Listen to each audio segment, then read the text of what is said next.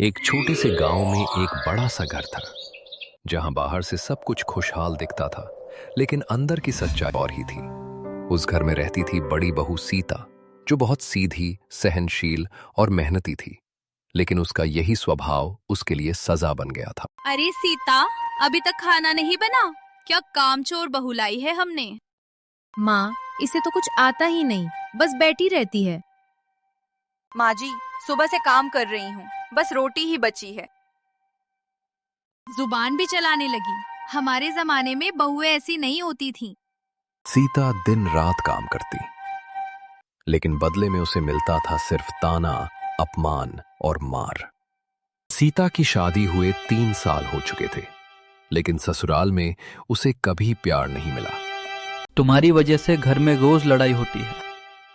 मैंने क्या किया है? चुप, ज्यादा बोलने की जरूरत नहीं। कुछ महीनों बाद घर में आती है छोटी बहू राधा, जो पढ़ी लिखी, समझदार और आत्मसम्मानी थी। दीदी, आप इतना काम अकेले कैसे कर लेती हैं? आदत हो गई है। नहीं दीदी, ये आदत नहीं, मजबूरी है। कुछ ही दिनों में राधा को सब समझ आ गया, कैसे सीता के साथ अत्याचार हो रहा है। माँ जी, इतना काम एक इंसान अकेले कैसे करेगा? तुम नहीं हो, ज्यादा समझाने की जरूरत नहीं।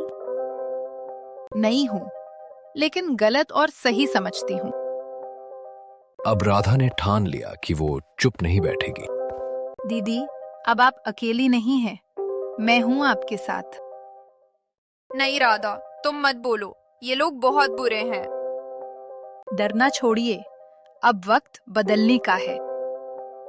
एक दिन जब सास फिर से सीता को डांट रही थी, तू निकम्मी है, कुछ नहीं आता तुझे। बस माँ जी, अब बहुत हो गया। सब चौंक जाते हैं।